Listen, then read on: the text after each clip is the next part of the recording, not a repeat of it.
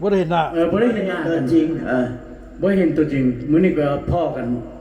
เพื่อว่าเฮาอยู่คนละโลกอยู่คนละทวีปเฮายังมีโอกาสได้มาพ้อกันเนาะถือว่าเฮาโชคดีได้ impressive On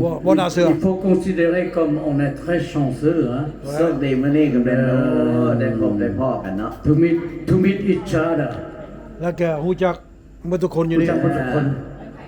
สุบินเด้อสุบิน บ่แม่น c'est pas le hasard ของฝรั่งเขาว่าบ่แม่น c'est destiné la destinée เฮามีอัน เอาภาษาอังกฤษก็ได้นะ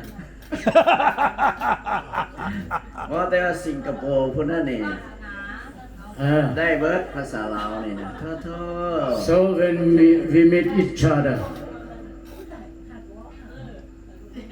we have too much change okay change love you เลิกจือเชื่อ cheer แต่มื้อหน้าข่อยสิเอาจักตัดหญ้าไปหาเจ้าเด้อจักตัดหญ้าข่อยเทแล้ว ก็ยังมี ตัด อยู่ มือเอาตัดมือเอาตัดมือ จัก เอา ตัดหญ้าข่อยเทแล้วข่อยต้องได้ไปหาเจ้าแหละตอนหญ้ามันสูงขึ้นหลายเอิ้นคนมาตัดหญ้าเขาก็บ่ว่างอยู่เด้อกูสิได้แสดงด้วยตัวเองแหละ ไอ้ปอน แต่ว่าจักตัดหญ้ามันเพ